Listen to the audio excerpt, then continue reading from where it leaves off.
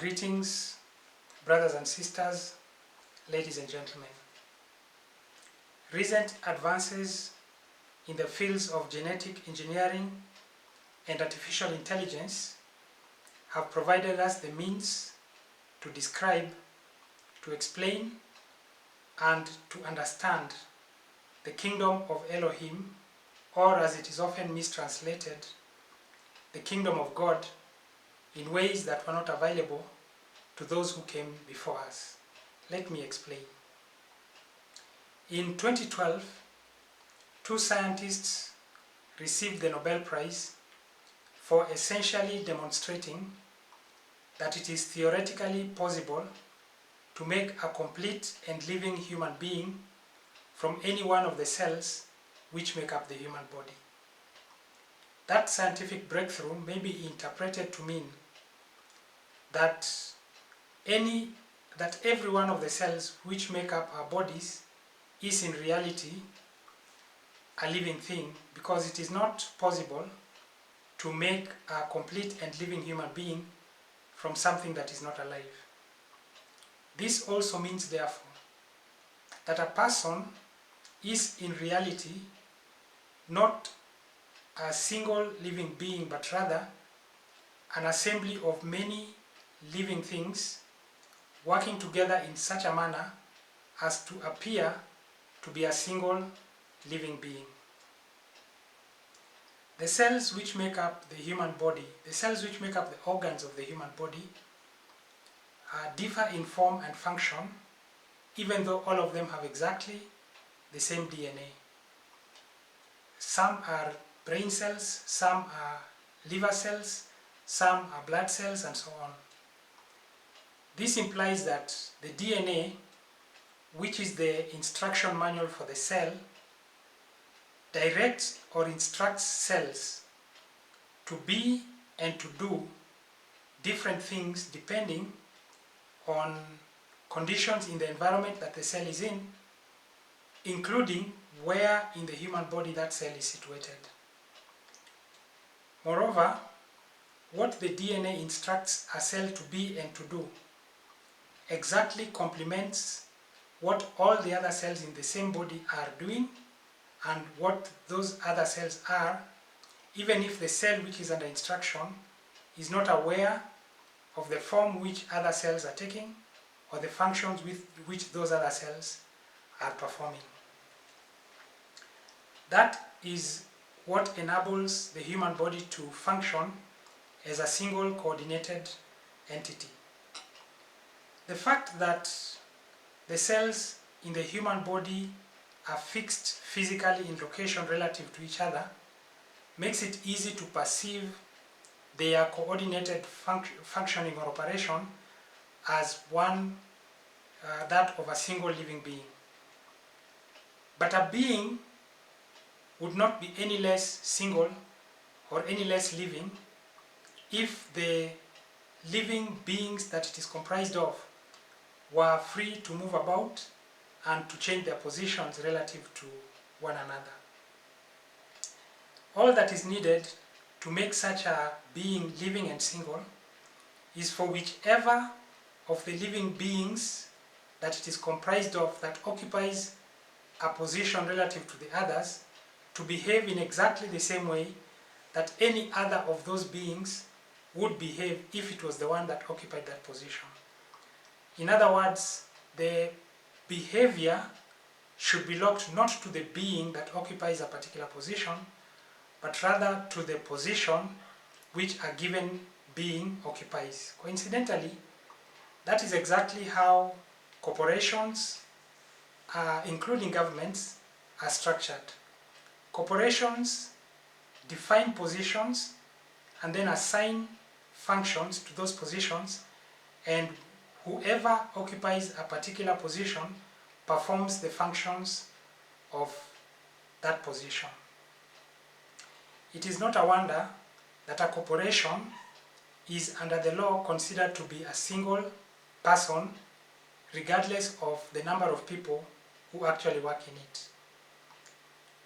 Beings of this kind also show up from time to time in the natural world, A case in point is a type of bird known as a starling during a process called mammaration. In the description box below, I have included the link to a short video which shows the mesmerizing beauty of a starling mammaration. I encourage you very much to watch that short video at some point. Certain insects as well as fish species also exhibit the same kind of swarming behavior as it is on display during a starling mammaration. Human beings as well have the potential to swarm. This potential is often on display during the opening ceremonies of major international sporting events such as the World Cup or the Olympic Games.